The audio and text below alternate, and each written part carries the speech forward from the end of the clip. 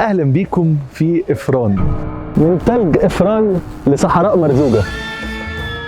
اتصور هنا واحد من اشهر افلام الرعب. اهلا بكم في ايت بن حدو هوليوود افريكا. رحله بريه من الثلج للصحراء. مدينه ما تعرفش الحر اصلا. لا، في جملة مشهورة قوي عن المغرب، وهي إذا كنت في المغرب فلا تستغرب. المغرب مشهورة إن تضاريسها وكل مدينة مشهورة بحاجة مختلفة عن المدينة التانية. المكان اللي إحنا فيه ده يعني مش عارف أقول لكم هو فين، لأن ده مكان عادي جدا. إحنا طالعين من الرباط ورايحين الرحلة بتاعتنا، فإحنا على الطريق كده شفت الخضرة والأشجار دي، قلت إحنا لازم نقف، لأن إحنا هنعمل المرة دي رحلة برية. بس رحلة برية طالعين من الرباط، هنروح على إفران ونروح على مرزوقة، نعدي على فاس، نعدي على حاجات كتير قوي. فشوفوا إحنا دلوقتي حوالينا أخضر، بعد شوية هنروح مكان فيه تلج، بعد شويه هنروح صحراء. هتشوفوا المغرب بشكل مختلف، يعني هتشوفوا اكننا عمالين نسافر من بلد لبلد، ولكن احنا كل ده جوه المغرب. بنشوف فصول مختلفه، زي ما شفنا تغازوت، كان الناس هناك مصيفه وبتلعب سيرفنج على البحر. هنا هنشوف الناس بتلعب في الثلج وناس بتخيم في الصحراء، وناكل بقى اكلات. شوف بتوع الثلج بياكلوا ايه وبتوع الصحراء بياكلوا ايه. احنا دلوقتي متجهين على افران نشوف الاجواء الاوروبيه اللي احنا متعودين عليها، يعني بنشوفها في اوروبا. بعد كده هنروح على مرزوقة اللي هي موجوده في قلب الصحراء. انا متحمس صراحه، فخليكم معانا علشان نشوف المغرب بشكل مختلف. احنا دلوقتي في الطريق على افران، وكان لازم نقف بقى علشان ندفي نفسنا وناكل قبل ما نروح على الثلج. طاجين يا سيدي حسب المناطق. ايوه، احنا هنا في منطقه ايه دلوقتي؟ المنطقه دي منطقه هضبه سايس، بوابه الاطلس. اهلا وسهلا. احنا كده على طريق لافران. اطلس المتوسط. حلو قوي. هو البدايه. ماشي. يعني الاكل بيختلف زي ما تعرف. حلو. يعني كل منطقه ممكن يعمل الطاجين بشكل مختلف او هنا طاجين مكونات مختلفه. في امازيغ في 3 انواع، امازيغ الريف، امازيغ سوس، وامازيغ الاطلس. حلو. احنا محسوبين على امازيغ الاطلس. امازيغ الاطلس بيعملوا توابل. امازيغ سوس بيعملوا توابل، فلفل اسود وملح وبس. حلو. طب والطاجين عندك ايه بقى؟ ده خضار ولا لحم ده بالبرقوق والزبيب. برقوق والزبيب. بس. لازم يكون ضروري يكون فيه لحم ولا مش لا، لازم؟ في لحم، ضروري لحم. ضروري لحم في الطاجين. هذا طاجين ديال واحد الكليان. ماشي. ايوه، فرجنا بقى. الله، وعليه بطاطس كمان. عليه بطاطس. وهذه مشاويها الطريقه المغربيه، ماشي بحال التواركه. حنايا تنشويو بالشحم بالدسم. الاتاي المغربي في اليوم هتشرب لك مثلا 10 كوبايات اقل واجب. بيتشرب كده. اللحظه اللي كل الناس بتستناها، لحظه فتح الطاجين. ده لحم ماعز بالبرقوق والبصل والزبيب، وشايفينه هنا لونه اصفر شويه. انا كنت صورت في اجادير ما بقاش اصفر كده، قال لك عشان هنا بيحطوا زعفران وبيحطوا اعشاب مختلفه. وهذا هو التفرنوت. التفرنوت طبعا هو اشهر خبز هنا. هو التفرنوت دي كلمه امازيغيه، المنطقه اصلا اللي احنا فيها منطقه امازيغيه. وتخش في اللحمه وهي سخنه كده.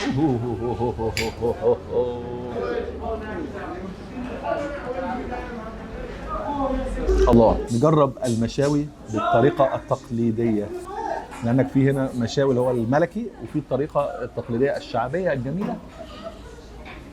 حلوه قوي، مختلفه ان هي فيها خضره، بقدونس تقريبا مختلطه بالبقدونس، صح؟ لا، بقول لك ايه، انا في الاكل ما بهزرش. وقبل ما نمشي لازم ناكل الزعلوك. الزعلوك هو بيتعمل من البتنجان وعليه حاجات تانية، فالزعلوك حاجه برضو اساسيه في الاكله دي.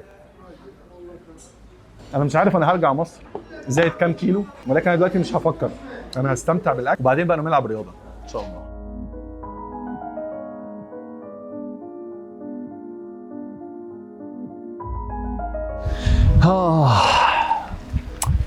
اهلا بيكم في افران. شايفين الجو عامل ازاي؟ حتى الشجر شكله مختلف، لونه مختلف، التلج جنبنا، ستايل البيوت حتى كمان المعمول اللي هو بالشكل ده. الشكل ده يعني مش معمول بس عشان يبقى شبه بره ولا حاجه، ولكن اعتقد ده بسبب التلج، ان التلج بيتجمع عليه فبيبقى سهل ان هم ينزلوا التلج من على البيت عشان ما يعملش حمل كبير على السقف. فالاجواء اختلفت، مش هقول بقى 180 درجه ولا 360 درجه، الاجواء اختلفت. يعني اكننا سافرنا لبلد تانية خالص. احنا من يومين كنا في تغازوت في الشمس على البحر والناس بتلعب سيرفنج، وبعد ما جينا الرباط امبارح تقريبا في ساعتين او 3 ساعات من الرباط بقينا في افران اللي هي اجواءها زي ما انتم شايفين كده. وهشوف بقى افران دي بيتعمل فيها ايه. في هنا نشاطات كتير بتتعمل، ممكن نشرب حاجه سخنه ندفي نفسنا شويه. هو انا بتكلم يعني مش باين عليا البرد، بس هو الجو برد، بس مش البرد اللي هو يعني مش عارف ولا انا اللي بستحمل ولا ايه، بس انا متدفي كويس. نروح نستكشف افران، شوف افران دي فيها ايه.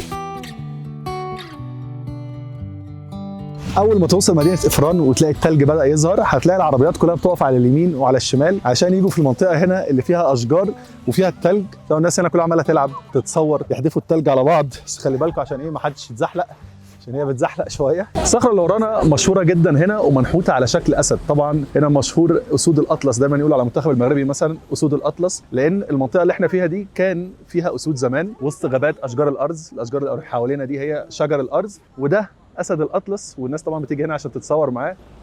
الله. تعرفنا على ادم هنا. ادم من افران صح؟ انا من افران. انا بقى اخ محمد حبيب قلبي والله. انتوا ايه عايشين في الثلج كده طول السنه؟ كاينين كيجي موسمي، يعني موسمي. من اكيد. تقريبا من شهر نوفمبر حتى لشهر فبراير. طب انا في عامه انا شفت فيديوهات كتير على تيك توك وعلى انستجرام لافران، بس دايما الناس بتصور الثلج في الغابات بره. اي فانا كنت متخيل ان افران دي هي الغابات بس، مش لا، مدينه لا. كامله. هي مدينه هي يعني فيها مدينه كل حاجه كامله وفيها كل شيء. وهذا اللي احنا فيه هو السونتر فيل، هذا هو الوسط ديال المدينه. ايوه احنا كده في السياحة. في السيتي سنتر. هذا هو السيتي سنتر. الله. غادي طب بنعمل ايه بقى هنا؟ يعني في حد مثلا بيبيع هوت شوكليت حلو؟ كاين- انتوا بتعملوا ايه في الشتاء؟ في الشتاء. غير ان ده موسم سياحه مثلا بالنسبه لي. هذا لا، حنايا في افران الناس ديال افران تقريبا ينزلوا. ما كان ما كنديروا والو حنايا تقريبا في الشتاء، ولكن في من غير الرياضات. كنمشيو كاينه أيوة. ميشليفن كنمشيو كنديرو السكي، كنمشيو نيت رياضات الثلجيه. الصيف اغلبيه كنبدلوا افران، حنا كنمشيو كنسافروا عاوتاني، كنمشيو كنديروا السياحه الداخليه، كنمشيو لمراكش، كنمشيو انتوا هنا في الرباط، الصيف حر أكادير. قوي؟ لا ماشي بزاف، هنايا الماكس ديال الحراره كيوصل ل 27 يعني 32. انتوا راه برد. مدينه ما تعرفش الحر اصلا. لا والو. صباح الخير على واحد من الطرق واحنا كده في المغرب رايحين من افران على مرزوقه. من التلج رايحين على الصحراء. ومن امتع الحاجات اللي هتعملوها في المغرب هو ان انتوا يكون معاكم عربيه وبتتحركوا في الشوارع، بتتحركوا في الطرق وبتتفرجوا على جمال التضاريس والطبيعه. ورانا واحد من قمم سلسله جبال الاطلس، وزي ما انتم شايفين كده متغطي كله بالتلج، ومن شويه كنا ماشيين حوالينا اشجار خضراء في كل مكان.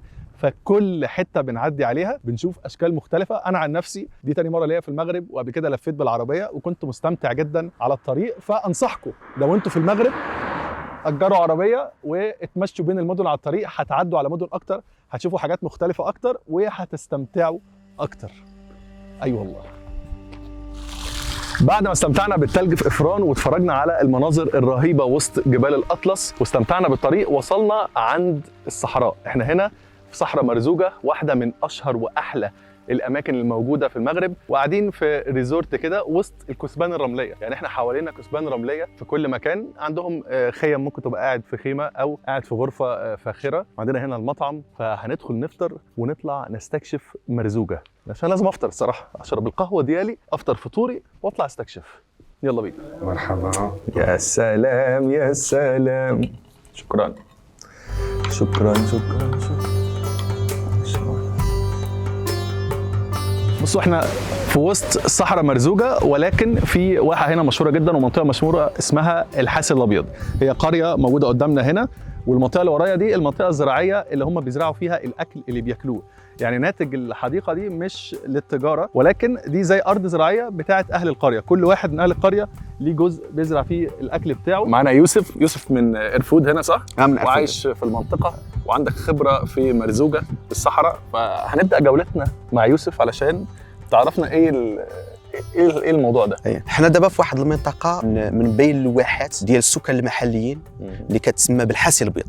وهاد الواحه هذا سي محمد نقدروا نقولوا هو واحد الحقل كبير ديال المزروعات اللي كيحتاجها القوت اليومي فقط. كاين كل شخص داخل الواحه عنده واحد القطعه ارضيه، قطعه صغيره بالنسبه ومعروفه دي بتاعت مين، ومعروفه هذه بالتامين. وعندهم ترتيب في الوقت اللي بيسقوا فيه الميه، علشان واحد مثلا بيزرع النخل، واحد بيزرع بصل، واحد بيزرع ايا كان ايه الزراعه، ولكن عندهم لوز، عندهم زيتون، عندهم كل الحاجات اللي بيحتاجوها في يومهم بيقدروا يزرعوها هنا في قلب الصحراء وجنب القريه على طول. عندنا واحد الحاجه اللي زوينه هنايا هو انه كاين عندنا واحد المجرى مائي اللي كيمتد على واحد المساحه اللي كبيره، يعني كيبدا من المجرى ديالو من بدايه من الفوق ديال البئر وكيمتد الى داخل هذه الواحه هذه. طب وازاي ماشيين الميه دي؟ طريقه قديمه ولا حاجه حديثه؟ لا، هي من الطرق القديمه اللي كانت اسمها ايه بقى؟ تسمى بالخطارات. الخطارات اللي جنبيه ورايا دي هي الخطارات اللي بتنقل الميه من الواحه لغايه الحديقه اللي هنا. والواحه بقى ايه اشهر حاجه في الواحه؟ انتوا هنا الزراعات عامه هو الزراعه الاكثريه في الواحه لان المنطقه صحراويه. يعني الواحه كتميز بزراعه الاشجار، اشجار النخيل التمور، يعني هي التمور اشهر حاجه. هي بالنسبه للانواع ديال التمور المشهوره عندنا في المنطقه هو المجهول. واحد المجهول هو واحد، اسمع الاسم ده مجهول، هو واحد النوع ديال التمور اللي كيتميز بواحد النوعيه اللي معروفه عالميا. ودي حبه بتكون كبيره ولا هي حبه صغيرة؟ كبيره. طب عايزين ندوق المجهول ان شاء الله من بعد ولا لسه؟ دابا ماشي وقت ديال التمر لان التمر كيبدا من شهر 8 وكيسالي في اواخر شهر 9 وفيه شجر زيتون ما شاء الله. فالارض التربه هنا ما شاء الله بيتزرع فيها حاجات كتير، يعني في زيتون، في لوز، في نخيل، في بصل، في حاجات كتير قوي. مش السلام عليكم. وعليكم السلام. مرحبا. اهلا بيك. انت من المنطقه؟ انا من مدينه الريساني. اهلا وسهلا. واللبس اللي انت لابسه ده لبس تقليدي؟ هذه تعرف عندنا بالرزه. الرزه دي عشان الصحراء، انت ممكن لو في غبار تغطي نص وشك. في الصحراء نقوم بالشكل ده وفي الايام العاديه بالشكل ده. هذه خاصه بالحراره لان المنطقه معروفه بالحراره في شهر 6 و7 و8 وفي الايام العاديه خاصه بالرجال. وفي منها الوان مختلفه؟ مجموعه من الالوان. انا كنت بشوف ناس تلبس ازرق. مرحبا بك. في ازرق. مرحبا. احنا لازم نلبس اللبس التقليدي عشان انا هروح اركب الجمل وامشي وسط الكثبان الرمليه. فعايز اكون تقليدي. مرحبا. يلا بينا. اللباس التقليدي للمنطقه اهو هذا. ايوه. الرزه بيسموها ايه، جلابه برضو ولا ليها اسم مختلف؟ تسمى الدراعيه. يعني الدراعيه ونلبس عليها الرزه. ده وان سايز. 4 متر ونص. 4 متر ونص. طويله جدا. ولكن الرجل حين يرتدي هذا اللون الازرق نراه من مسافه بعيده، لهذا المجموعه ياخذون هذا اللون الازرق. الاحتفالات نقوم بوضع في الاحتفالات هذا الخنجر. لكن زمان كان في كل وقت معاه خنجر طبعا. نعم. خنجر. دلوقتي الخنجر ده بيحطوه في الاحتفالات. هذه قلاده تقليديه برئيس القبيله. فكل حاجه ليها معنى يعني. كل قبيله لها شكل معين مثل هذه القبائل. 21 قبيله. وهذه كانت القبائل تقوم باخذها من اجل معرفه الشمال والجنوب والشرق في الصحراء. هذا الشمال مع النجوم طبعا يستخدم النجوم. يستخدم النجوم. واحده من اشهر الاكلات الصحراويه هي المدفونه. انا صراحه لفيت مدن كتير في المغرب ما سمعتش عن المدفونه الا لما وصلت هنا. ايه هي المدفونه؟ ما هي المدفونه؟ اللحم، البصله، اللوز، البيض، العطريه ديالها. تمام. وكل ده هيتحط جوه العجين. الفرن. نصوبوها يلا نبداو قبل ما نطيبوها. ايوه بسم الله توكلوا على الله. او خلط كل حاجه مع بعض. اللحمه على البصل على الخضره وفي اللوز على الجنب لسه. دلوقتي بعد ما خلطنا كل حاجه تتحط في العجينه وتتعمل ساندويتش كده. على بركه الله. الله. بسم الله. الفرن بيدور من جوه، الفرن القرص بتاعه عشان يقدر يدخل كذا واحده جوه. المدفونه كده جاهزه خلاص؟ جاهزه. سوري خلاص ناخدها معانا على الصحراء ان شاء الله. وانا هاخدها باللبس الصحراوي ده ان شاء الله. متشكرين جدا والله. تسلم ايدك. هنركب سفينه الصحراء علشان نروح على الكثبان الرمليه نتفرج على الغروب، لان وانت هنا في مرزوجه. ايوه، ما تفوتش الشروق وما تفوتش الغروب. من ثلج افران لصحراء مرزوجه، يعني اعتقد مفيش حد عمل كل الحاجات اللي احنا عملناها دي في اليومين اللي فاتوا. الله الله الله. وصلنا على مكان حلو علشان نتفرج فيه على الغروب، والناس تقول لك دايما لازم لما تيجي هنا تتفرج على الغروب او تتفرج على الشروق. فهنطلع الجمل بقى مش هيقدر يطلع الحته دي، فهنطلع احنا. هتعرف تطلع معايا؟ يبدا الرمال في الانزلاق. تعال. هي دي حياتي. انا كل يوم لازم اجي الصحراء اتريض واطلع وانزل، متعود على الحياه دي.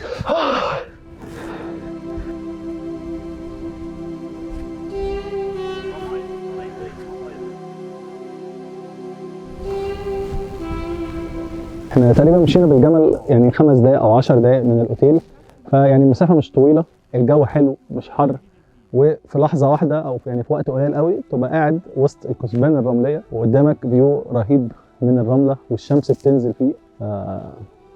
احساس جميل بصراحه. ميزه الصحراء ان انت قاعد فيها لوحدك، يعني مهما كان في ناس انت ممكن تكون قاعد في مكان لوحدك خالص، تستمتع بالهدوء. كمان شويه الدنيا هتليل، تبدا تشوف النجوم لو يعني مش ليله قمريه، وتكون قاعد مستمتع وانت في قلب الصحراء. فصراحه حاجه لذيذه. انا من هنا شايف الفندق اللي احنا قاعدين فيه.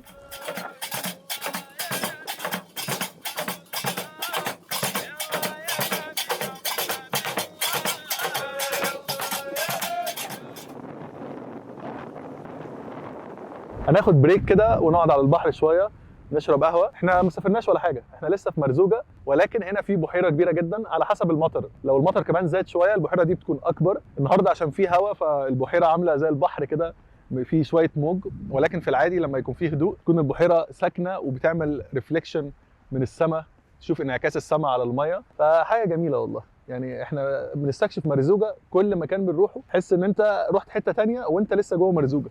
كافيه اوليه. خرجنا تقريبا 30 دقيقة من مرزوجة علشان نوصل عند ريساني تافيلات. هي منطقة اللي احنا موجودين فيها دلوقتي، وفيها تقريبا 365 قرية. وجينا هنا عشان نتفرج على شكل القرى القديمة. يعني المكان ده بيسموه قصر، هي قرية بس هي بيسموها قصر. وهتشوفوا شكل المباني او البيوت كلها بتكون متلاصقة وما فيهاش باب لبره، يعني مفيش باب لبره زي كده.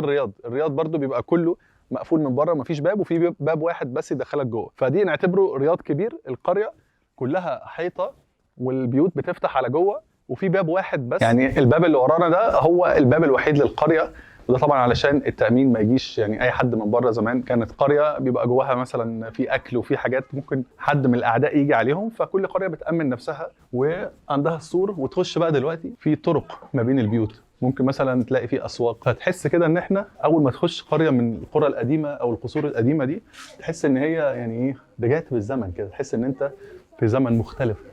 اتحركنا من مرزوجة عشان نروح على واحدة من أشهر المدن في المغرب، مدينة ورزازات، اللي هوليود بيعتمدوا عليها اعتماد كبير جدا في إنتاج الأفلام الأمريكية. أهلا بيكم في الغرب الأمريكي. احنا هنا في ستاسيون أو بنزينة مشهورة كده اسمها جاز هيفن، واتصور هنا واحد من أشهر أفلام الرعب، اسمه The Hills Have Eyes. فيلم رعب، لوكيشن رعب، اتصور كله في المكان ده. فدي المفروض بنزينه، وفي هنا اوضه كده اتصور فيها حاجات كتير ولقطات كتير في الفيلم، بس هم دلوقتي قفلوها يعني حمايه للمكان عشان الناس كانت بتيجي تخش جوه ما تحافظش على المكان قوي. ولكن هو ده المكان، اكنك بالظبط على الطريق في امريكا، في الصحراء الامريكيه. عندك الجبال، التربه المحمره شويه دي. اعتقد ان في منكم كتير عارفين الفيلم. والفيلم ده من افلام الرعب ما بتحتاجش لوكيشن ضخم، يعني ممكن مكان واحد يتعمل فيه الفيلم كله. فالمكان ده بصوا، دي حاجات طبعا آلات تعذيب تقريبا، فهو كان بيقتل الناس، ولكن كل حاجة كان بيصورها وبيعملها هنا. فهذه هي المغرب خويا. شوف عدينا على كم مكان اتصور فيه حاجات تاريخية، حاجات رعب، حاجات أكشن. مكان جميل، بس ما تجوش هنا بالليل عشان الراجل ما يطلع لكوش. شايفين المنظر اللي ورايا ده مش ديكور افلام، ده مكان حقيقي، ولكن تصور فيه افلام مشهوره كتير زي جيم اوف ثرونز، تمثيليه جيم اوف ثرونز، برنس اوف بيرجيا. عمر المكان ده تقريبا 900 سنه، من القرن ال11. اتبنى على الطريق ما بين القوافل اللي كانت بتعدي من الصحراء الكبرى رايحه ناحيه مراكش. وشايفين اتبنى كده على الجبل بشكل تدريجي. ده طبعا بيكون علشان الامان، ان هم ياخدوا مكان زي ده ما يقدرش يجي لهم حد من اي حته غير من الباب بس بتاع القصبه. وممكن تدخلوها كمان، يعني بص الناس تحت بتعدي اهي وبتدخل للقصبة. وانت نازل على قصبة آيت بن حدو هتلاقي كافيهات ومطاعم متدرجة برضو، علشان تقعد هنا ترتاح، تاكل، تتغدى وانت بتتفرج عليها، او تنزل في هذا المدرج الصغير وتلاقي فيه اسهم. شايف فيه اسهم تقول لك يمين شمال عشان توصل للطريق اللي بيودينا عليه. احلى حاجه في المكان ان هو متساب زي ما هو في الحته اللي احنا فيها دي، يعني في طريق تاني بيدخل على هناك، ولكن احنا جينا هنا من جنب المباني. فانت بص المنظر كده ما فيهوش اي حاجه حديثه. تخيل كده احنا اهو قافله من القوافل جايه وبتعدي مجرى الميه فوق الصخور، وهم في القصبه شايفيننا من فوق. فخطوط الدفاع بتاعه القصبه كلها موجوده. لو احنا تمام هيقول لك تعالى تمام، لكن لو احنا اعداء جايين نغير عليهم هيضربونا على طول. مبنيه بالطوب ومبنيه من الخشب، ولغايه دلوقتي لسه واقفه ما شاء الله، عشان كده دخلت في التراث العالمي. الجزمه بتزحلق، انا خايف اتزحلق. معلش يا جماعه، انا عندي اصابه في رجلي والجزمه بتاعتي بتزحلق، وربنا يستر. دي احد عوامل الامان عشان ما حدش يجي يهجم على القصبه، لازم يعدي مجرى الميه ده ونبقى شايفينه من فوق كده من التورات اللي فوق دي. هذا القصر راه جا في موقع استراتيجي ما بين الصحراء ومراكش، وكانوا القوافل التجاريه كيدوزوا من هنا من قبل بيجوا يتاجروا بقى ولا بيجوا يرتاحوا في المكان؟ بيجيو يرتاحوا هنا 3 أيام او اسبوع. طبعا احنا قلنا ان ده اسمه قصبه، ولكن هو صحح لي المعلومه بقى، قال لك ان احنا نسمي الخارج ده قصر، لان هو قصر وجواه قصبات وجواه بيوت. فالناس الفقراء مثلا او على قد حالهم كانوا يعيشوا في البيوت، الناس الاغنياء يعيشوا في القصبه. وانت منين؟ انا من هون. انت من هنا اصلا؟ انا اسكن من الداخل. انت تسكن داخل؟ يعني لسه في ناس عايشه في ايت بن حدو. 5 عائلات عايشين في ايت بن حدو. الله. وهذا المكان مكان استراتيجي ومكان للسينما. عدة افلام صوروا هنا. جيم اوف ثرونز صور هنا. برنس اوف بيرجيا في الحته دي. برنس اوف بيرجيا. جيم اوف ثرونز. انت طلعت في افلام قبل كده؟ طلعت في افلام بجد والله. في الموبايل. عندك افلام ايه؟ عندي انا طلعت مع راسل كرو. لا في جلاديتور. انا ادور عليك في الفيلم بقى، ارجع افتح الفيلم ادور عليك اشوفك فين. الراجل ده اسطوره يا جماعه والله. نوريها معاك؟ ورينا طبعا. ورينا عشان الناس اللي هتفتكروا ان احنا بنهزر ولا حاجه ولا بنقول اي كلام. لا، هنشوف التصوير. نبتون. بص يا عبد الله يا جماعه، الراجل بيمثل في هوليوود. تفتكر لو انا معاكم هنا هيبقى عندي فرصه اطلع في اي فيلم زيك كده ولا عندك صعب؟ فرصه تطلع معنا في اي فيلم. الله عليك. طب انتوا بتبقوا عارفين ان في فيلم جاي يتصور قريب ولا؟ حتى واحد المره كاينه واحد القوريه دازت من هنا وخدوها ومثلت معنا هي والكلب ديالها. عادي. بس انتوا بتبقوا عارفين ان في فيلم قريب مثلا هيتصور ولا بالصدفه كده بتكتشف؟ كاين واحد الفيلم قريب. كاين ملي تالي لا كونستركسيون ديال الفيلاج. اوكي ان شاء الله. متشكرين يا عبد الله والله. مرحبا. انبسطنا ان احنا شفناك واحنا قعدنا مع حد من اهل ايت بن حدو. مرحبا. وراجل نجم سينمائي هوليودي مش سهل. مرحبا حبيبي والله. شكرا. مرحبا. اهلا بيكم في اطلس استوديو. اطلس استوديو اللي احنا فيه ده موجود في مدينه ورزازات، وهو مشهور جدا على مستوى العالم. المغرب مشهوره جدا بانتاج الافلام، ان في افلام كتير مشهوره هتلاقوا عارفينها اتصورت هنا، وده بسبب ان مثلا فيلم امريكي بدل ما يروح يصور في المكان الحقيقي بيجي يصور هنا ارخص له، وان البلد هنا موفره له كل حاجه هو محتاجها. فاحنا هنلف في اطلس استوديو نتفرج على اماكن اتصور فيها الافلام الحقيقيه. اللي ورانا دي ممكن مش كتير منكم يعرفوها، بس ده فيلم اسمه The Jewel of the Nile بتاع مايكل دوغلاس، ودي اول فيلم اتصور هنا، فعشان كده هم حاطينه في الواجهه. بصوا المركبه اللي قدامنا دي من فيلم كليوباترا، والاتوبيس اللي هناك ده من مسلسل مشهور جدا، مسلسل في الموسم الخامس تقريبا، Say My Name. ده الاتوبيس، وما اتصورش هنا بالظبط، هو المدينه بره، في حاجات ساعات يطلعوا مثلا في حته فاضيه ويصوروا فيها، ولكن مجمعين كل حاجه جوه الاستوديو. فده نفس الاتوبيس اللي صوروا فيه المسلسل. حاجه لذيذه جدا ان انت تيجي تخش جوه الافلام. لما نخش جوه كمان هتلاقوا سيت كامل، يعني هنا دي مثلا حاجه، ولكن في جوه سيت كامله اتصورت جواها الافلام والمسلسلات. اهلا بيكم في مصر. احنا هنا اتصور فيلم الكرنك، معبد كامل، يعني مش مجرد اداه مثلا او حاجه زي الباص، لا هنا المكان لوكاسيون كله، لوكاسيون كامل اهو. المعبد عندك بالعواميد بالرسومات بكرسي العرش. الفيلم ما طلعش اسمه الكرنك، هو ده شبه معبد الكرنك. بس فيلم اسمه ايه بقى؟ اسمه أستيريكس أوبيليكس كليوباترا. هو فيلم فرنسي. هو الفيلم المشهور اللي يتعمل هنا. هو الفيلم المشهور، لكن هناك افلام مثيره كثيره صوروا هنا بحال الكرنك في مصر. لان مصر اذا بدك تعمل فيلم في مصر هو غاليه، والمساطر القانونيه صعبه في انتوا مصر. هنا الميزه ان في المغرب مسهلين الموضوع. طلعت قبل كده في اي فيلم ولا مسلسل؟ لا، افلام مغربيه، افلام امازيغيه. يعني ساعات لما بييجوا يصوروا هنا مثلا يقول لك عايزين حد شكله عربي، شكله مغربي، شكله روماني. الافلام الرومانيه لانني اشقر. الله، اشقر وعيونه زرقاء خضراء. خرجنا من المعبد وهنروح اماكن. انا جيت هنا قبل كده على فكره وشفت حاجات جامده جدا.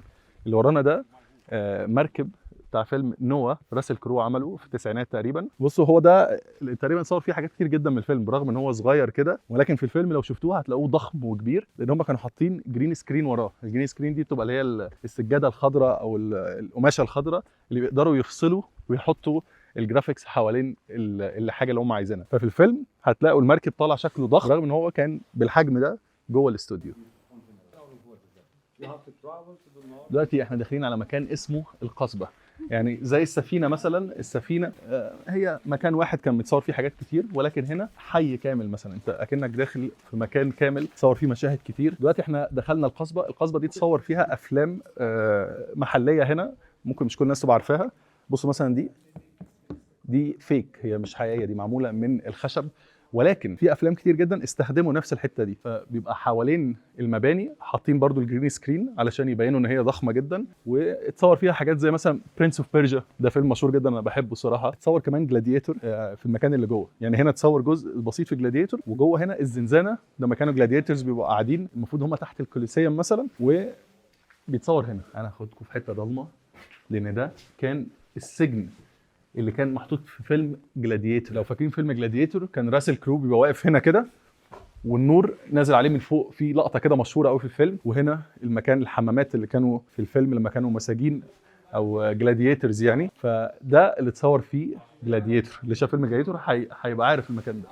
هنا بقى اتصور حاجات كتير قوي من برنس اوف بيرجا، يعني دي كانت ساحه عملاقه اللي كان فيها السوق. فاللي بيحب الافلام وعارف الافلام دي انا متاكد ان هو هيبقى مستمتع جدا ان هو يحس ان هو ماشي جوه الفيلم. شفتوا المعبد اللي اتصور فيه فيلم كليوباترا؟ بعد ما اتمشينا ده جزء تاني برضو اتصور فيه الفيلم، فهنا اكن ده مدخل المعبد بس بنوه لوحده لان اتصور فيه مشاهد كتير لوحدها، وهناك كان المعبد نفسه.